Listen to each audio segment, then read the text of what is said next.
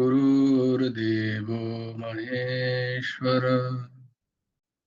गुरुर्साक्षात् परब्रह्म तस्मै श्री गुरवे नमः।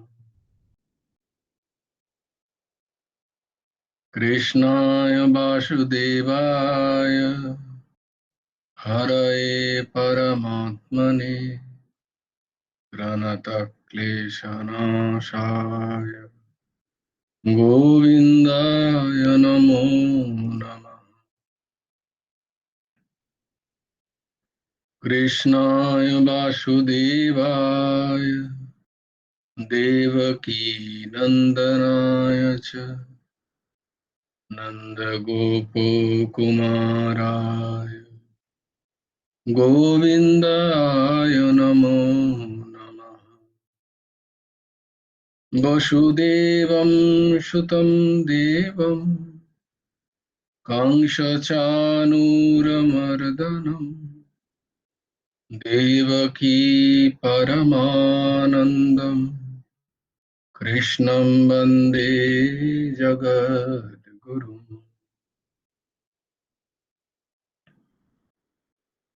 परमहंस ठाकुर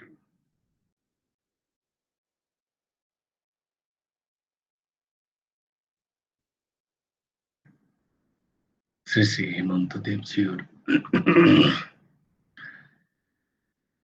করুণা কটাক্ষে আমরা এই নবকুমার চতুষ্পটিতে গীতা শ্রবণ করতে পারছি।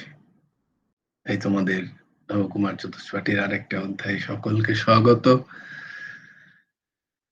নাও আমরা যে শ্লোকগুলো কণ্ঠস্থ করছিলাম সেগুলো একবার দেখে নিই।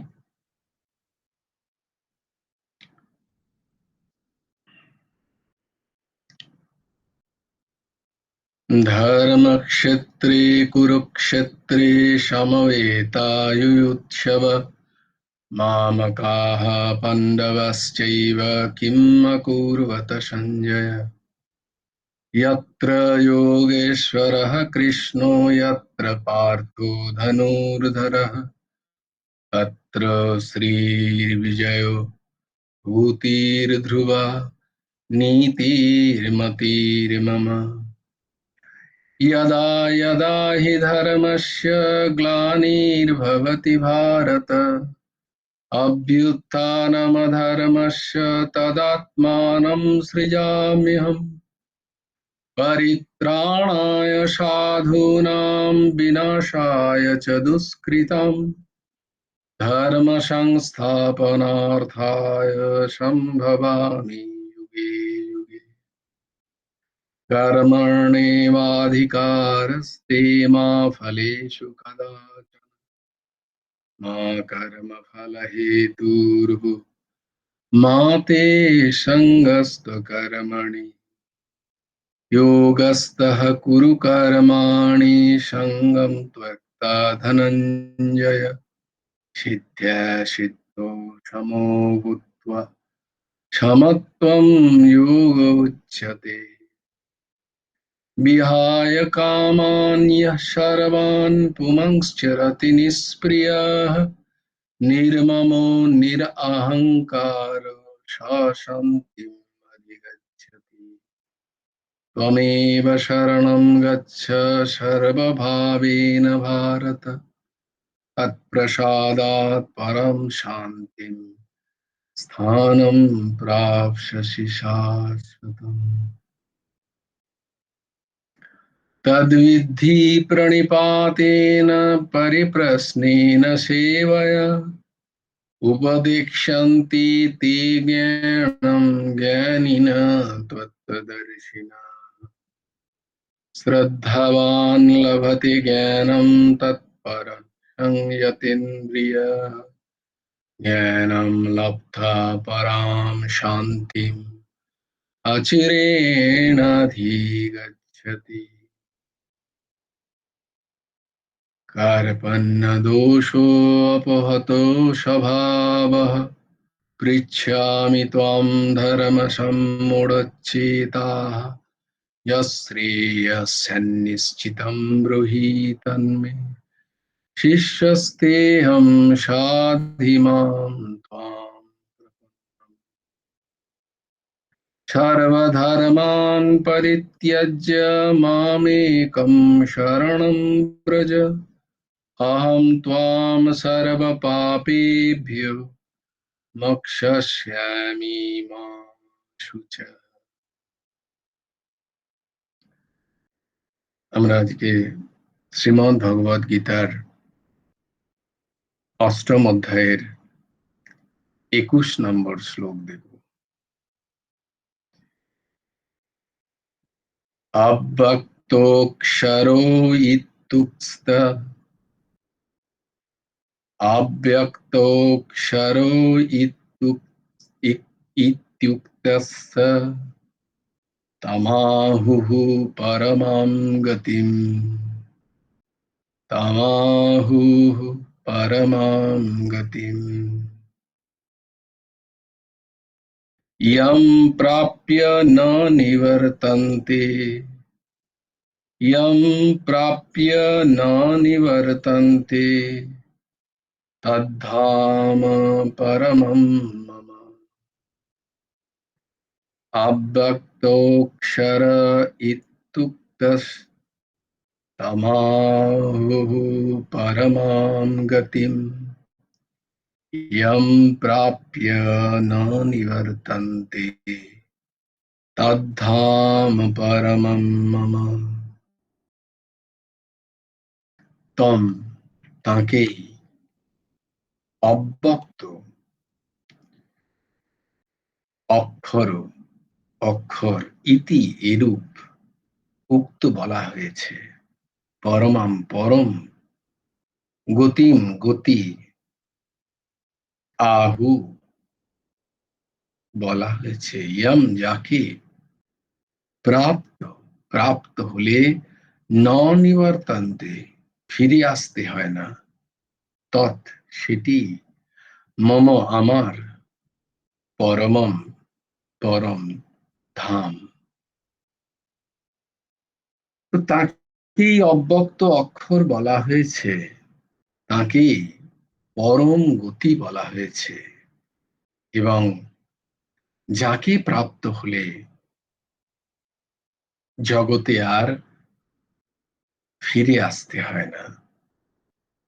ভগবান বলছেন সেইটি আমার ধাম।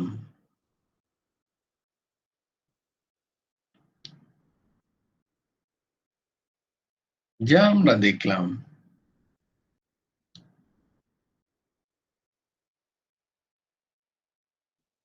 বস্তুতঃ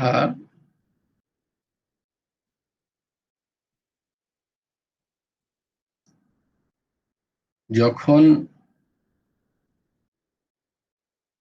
নিত্য এবং অনিত্যের মানে যা সত্যিকারের স্থায়ী এবং যা অস্থায়ী এর যখন হয়ে যায় জীবের, তখন জীব তার যে আসল স্বরূপ সেইটিকে সে চিনতে পারে।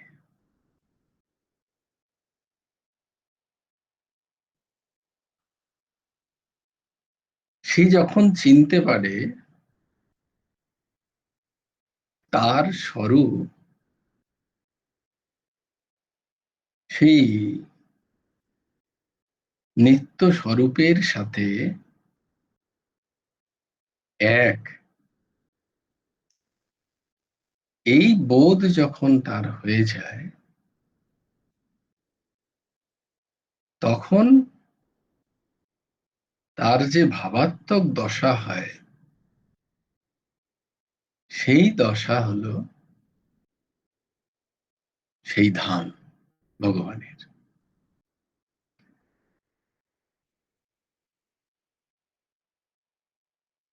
বস্তুত এই যে সৃষ্টির কর্ম এবং কার্য যে সম্বন্ধ, সেই কর্ম, কারণ, কার্য, কর্তা, এই যা কিছু সম্বন্ধ, এই যা কিছু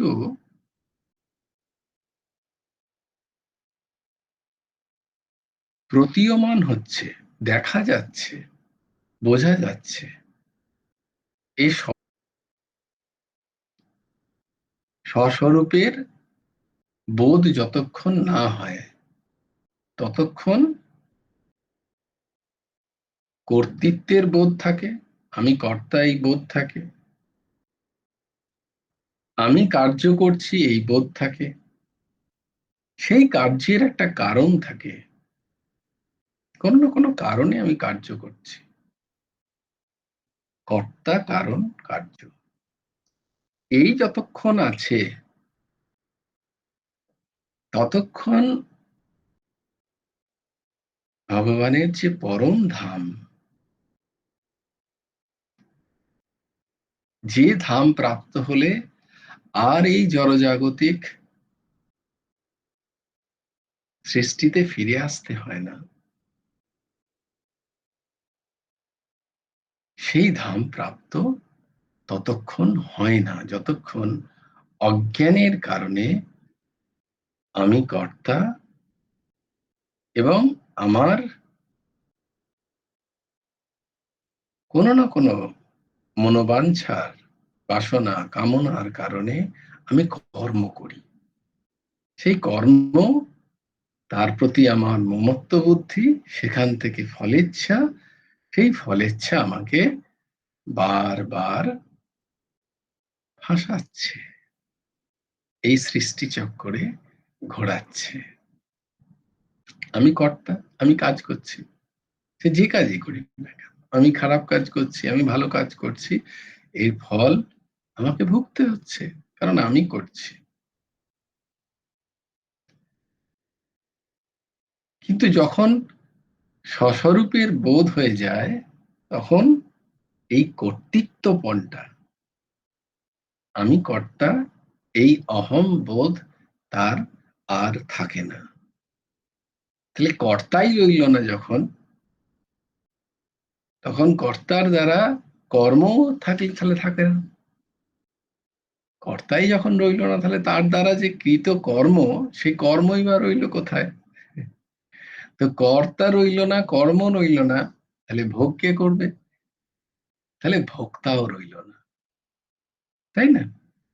কর্তা রইল না, কর্ম রইল না, তাহলে কর্মের ভোক্তাও রইল না, কে ভোগ করবে সেই কর্ম? শুভ অশুভ যে ভোগ, সেই ভোগটা ততক্ষণ আছে যতক্ষণ কেউ না কেউ কর্তা আছে সেই কাজের, সেই কাজটা কেউ না কেউ করেছে, তাকে ভুগতে হবে। কিন্তু যে ভুগবে তার যদি সেই বোধটাই চলে যায়, কর্তাপনার বোধ যদি তার চলে যায়, তাহলে ভুগবে কে?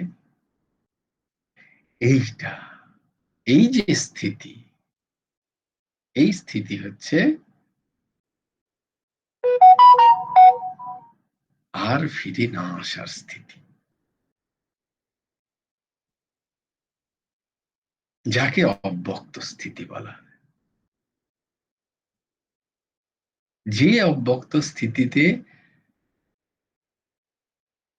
সেই অক্ষর ব্রহ্মের সাথে নিজের সম্বন্ধ স্থাপন হয়, এর যে গতি, এই হচ্ছে সর্বশ্রেষ্ঠ গতি। এই গতি যদি কারোর হয়, তাহলে বলছে সেই জীব আর ফিরে আসে না। তাই হলো ভগবান বলছেন সেটাই আমার পরম ধাম, আর সেটি আমার স্বরূপ। স্বরূপত তুমি আমাকে চিনে নিয়েছো তখন,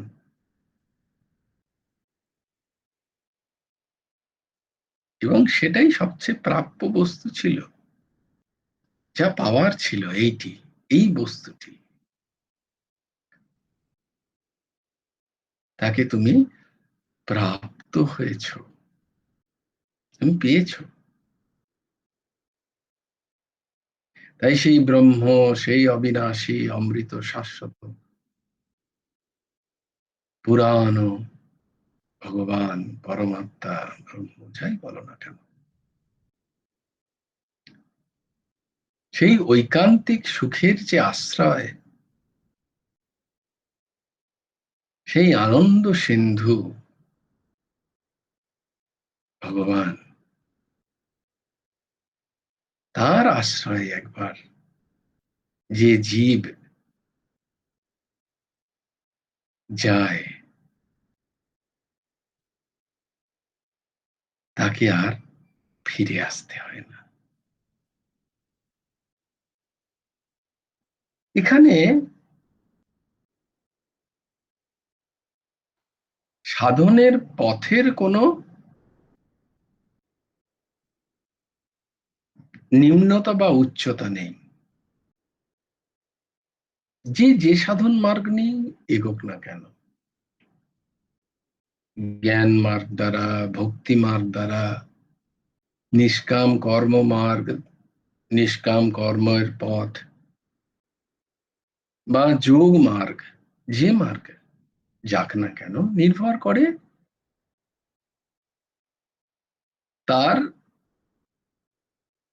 ত্রিগুণাত্মিক প্রকৃতিতে কোন প্রকৃতি বেশি কার্যশীল তার স্বভাবে, সেটার উপরে সে নির্ভর করে যে সে কোন রাস্তায় যেতে পারবে। কিন্তু যে রাস্তাতেই সে যাক না কেন, যে রাস্তায় সে অবলম্বন করুক না কেন, তাই এখানে গুরুদেবের আবশ্যকতা হয়, যিনি জীবের প্রকৃতি দেখে তার প্রকৃতিতে কোন গুণ বেশি ক্রিয়াশীল, সাত্ত্বিক প্রকৃতি, রাজসিক প্রকৃতি, তামসিক প্রকৃতি, সেই অনুযায়ী গুরু ভগবান তাকে সাধন দেন, জ্ঞান মার্গে, ভক্তি মার্গের, কর্ম মার্গের, যোগ মার্গের। কিন্তু যে কোনো মার্গ বা পথ অবলম্বন যদি করা যায়, মূল যে প্রাপ্ত বস্তু তাতে কিন্তু কোনো ভেদ নেই, যে পথেই হাঁটা যাক না কেন। মূল যে প্রাপ্ত বস্তু, মূল যে প্রাপ্য বস্তু, প্রাপণীয় যে তত্ত্ব, তা সকলের ক্ষেত্রে এক। যেমন ধরো,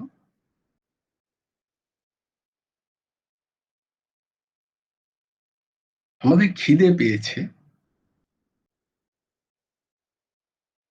আমরা সবাই খাই, তো খাদ্য বস্তুর রকম ফের হয়, কেউ কিছু খাচ্ছে, কেউ কিছু খাচ্ছে, বিভিন্ন রকমের হয়,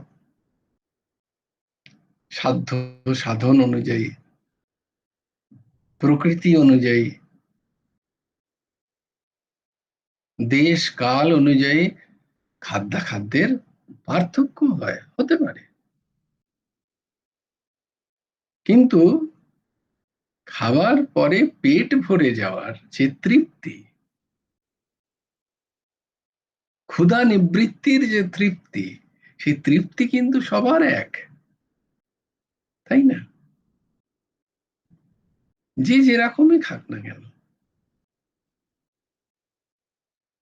ক্ষুধা নিবৃত্তির যে তৃপ্তি, সেটা কিন্তু তার মধ্যে কোনো পার্থক্য নেই, সেটা বিভিন্নতা নয়, ভাব। তেমনি ভাবে যে যে উপাসনার মধ্য দিয়েই যাক না কেন,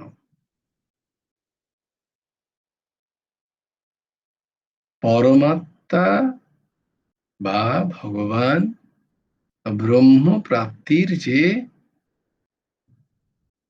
সুখ,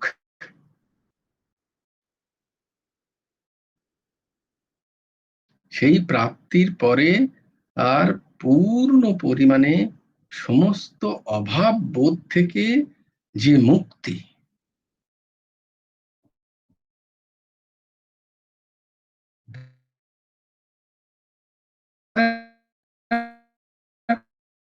অভাব থাকে, কিছু চাওয়া থাকে না। পূর্ণতার বোধ কিন্তু সবার এক। উপাসনাতে বিভিন্নতা থাকতে পারে। তাই সগুণ, সাকার, সগুণ নিরাকার, নির্গুণ নিরাকার তত্ত্ব তো সেই পরা অক্ষর পরমাত্মা ব্রহ্ম ভগবান,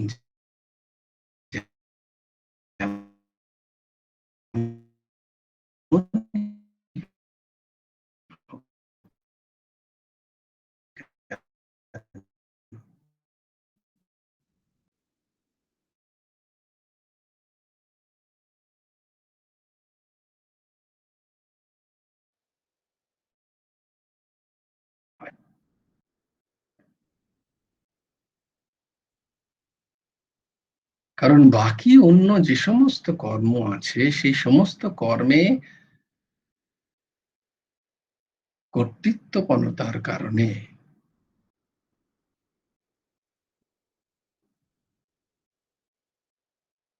ব্রহ্ম পর্যন্ত যত লোক আছে সেখান থেকে পুনরাবর্তনের সম্ভাবনা থাকে, আবার এই জন্ম মৃত্যুর চক্রে আসার সম্ভাবনা থাকে। কিন্তু ভগবত প্রাপ্তিতে, পরমাত্মা প্রাপ্তিতে, ব্রহ্ম প্রাপ্তিতে সেই তত্ত্বে নিজেকে বিলীন করার রাস্তায়, মার্গে,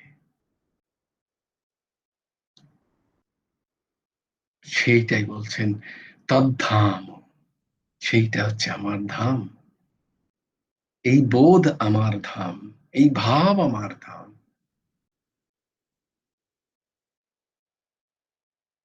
সেই ভগবত ধাম এই প্রকৃতি সৃষ্টির অতীত,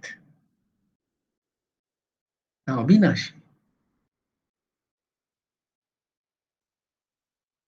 সেইখানে যার একবার প্রবেশ হয়, সেই ভাবের দশায় যার একবার প্রবেশ হয়,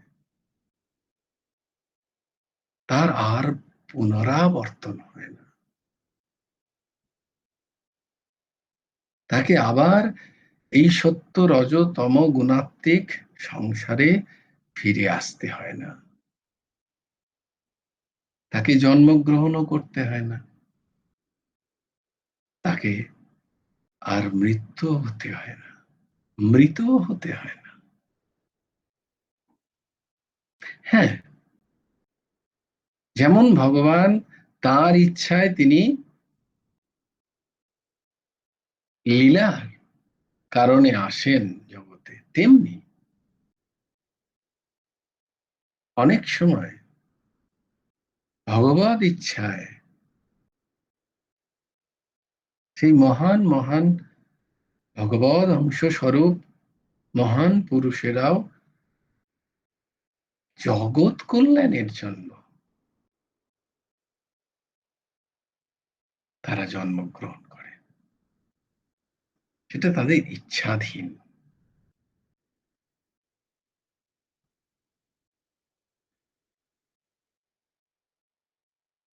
এর থেকে আরেকটা চিন্তন যে অব্যক্ত অক্ষর ভগবান পরমাত্মা বা ব্রহ্মতত্ত্বকে কি কোনো ভাষায় প্রকাশ করা যায়? যদি হয় তাহলে তো তাও ব্যক্ত হয়ে যায়, তা তো অব্যক্ত থাকে না। তাই এগুলো ভাবের বোঝানোর কারণে একটা মাধ্যম। কারণ সেই তত্ত্ব তিনি অব্যক্ত, ব্যক্ত, অক্ষর, ক্ষর, গতি, স্থিতি সবের থেকে আলাদা, একেবারে ওপরে, এসবের নিরপেক্ষ এসবের অপেক্ষাই রাখে না। যে তত্ত্ব, সেই তত্ত্বই হচ্ছে ভগবত তত্ত্ব, সেই তত্ত্বই হচ্ছে পরমাত্ম তত্ত্ব, তাই ব্রহ্মতত্ত্ব। যাকে প্রাপ্ত হলে, যে ভাব প্রাপ্ত হলে, যে ভাব ভগবত ধাম স্বরূপ, তা প্রাপ্ত হলে জীবকে আর ফিরে আসতে হয় না। ভগবান এই শ্লোকে এটাই বোঝাচ্ছে। জয় জয় শ্রী রাধে। পম্পা মা কিছু বলবে, দাঁড়াও আগে শুনে নি। হ্যাঁ বলো। হ্যাঁ, জয়গুরু রাধেশ্যাম দাদা। জয় বলছি গুরু যে রাধেশ্যাম, বলো। হ্যাঁ, তুমি যে বললে যে এই ভাব দশার কথা, হুম বলছি মানে এই ভাব দশাটা, ভাব দেহটা মানে কি করে হয়? মানে সাধন ভজন করে তবেই হয়? এটা হুম একটু বলুন। তা তো হতেই হবে, সাধন ভজন তো করতেই হবে, সৎসঙ্গে বুঝতে হবে, বুঝে গুরু প্রদত্ত যে সাধন, সেই সাধন বারবার করতে করতে, সৎসঙ্গের মধ্যে দিয়ে যেতে যেতে যে জ্ঞান ভক্তি মার্গের মধ্যে তোমাকে গুরুদেব যিনি যে রাস্তা তিনি ধরিয়েছেন, সেই রাস্তার দিকে চলতে চলতে তুমি স্বাভাবিকভাবেই এই ভাবদশার জ্ঞান প্রাপ্ত হয় প্রথমে, এরকম হওয়া যায়। তারপরে সাধন করতে করতে সেই ভাবদশায় পৌঁছানো যায়। এটা এটা তো সাধন, সাধন সাপেক্ষ, সাধন সাপেক্ষ। তবে হ্যাঁ, সমর্থ গুরু, সমর্থ গুরু কিন্তু এর ব্যতিরেকেও জীবকে উদ্ধার করার সামর্থ্য রাখে। গুরু কৃপা এমন একটি জিনিস যা কোনো সাধন অপেক্ষা রাখে না, সাধন ব্যতিরেকে গুরু কৃপা। সাধন হচ্ছে সেই সিঁড়ির মতো, আর গুরু কৃপা একটু লিফটের মতো, শুধু চেপে বসে পড়ো, বাইরে না বেরোলেই হলো। ঠিক তিনি একটা তলে গিয়ে পৌঁছে দেবেন, আর সিঁড়িতে তোমাকে এক একটা স্টেপ নিজে থেকে চড়তে হবে। তো গুরু কৃপা অনেকটা লিফটের মতো। তো সেটার প্রাপ্তির জন্য কিন্তু জীবের সাধন চাই। গুরু কৃপাও এমনি এমনি বর্ষিত হয় না। বহু বহু জন্মের সাধন করতে করতে একটি জন্মে সদ্গুরু প্রাপ্ত হয়, যাকে ধরলে ওই তখন তিনি সেই তলে গিয়ে, সেই ধামে গিয়ে পৌঁছে দেওয়ার ক্ষমতা রাখেন। তো এটাও একটা সাধনের অপেক্ষা তো রাখেই। এইরকম বেশ। আর জয় আজকে জয়। হ্যাঁ বলো। আজকে তো 1 তারিখ, তাহলে আজকে কি শ্লোক দেবে? ও না, তাই তো আমার তো এই নিয়ে কথা হয়নি। আমি শ্লোক, আচ্ছা ঠিক আছে, আমি দেখছি এই সপ্তাহের মধ্যে। তোমরা যদি সবাই বলো তাহলে আরো দুটো শ্লোক আমি বানিয়ে দেবো। ঠিক আছে, বেশ, খুব সুন্দর। ঠিক আছে। জয় জয় শ্রী রাধে। जय जय श्री राधे। जय जय श्री राधे। हरि बोलो, हरि बोलो, हरि हरि बोलो। जय गुरुदेव, जय गुरुदेव, जय गुरुदेव। जय जय परमंश ठाकुर, শ্রী শ্রী হেমন্ত দেব জিউর জয়। জয় গুরু রাধেশ্যাম। ভজ গুরু হেমন্ত দেব রাধেশ্যাম। জপ হরে কৃষ্ণ হরে রাম। রাধেশ্যাম রাধেশ্যাম শ্যাম শ্যাম রাধে রাধে। রাধে কৃষ্ণ রাধে কৃষ্ণ কৃষ্ণ কৃষ্ণ রাধে রাধে। জয় গুরু রাধেশ্যাম। শ্রী গুরার্পণমস্তু। শ্রী হেমন্ত দেবার্পণমস্তু। জয় গুরু রাধেশ।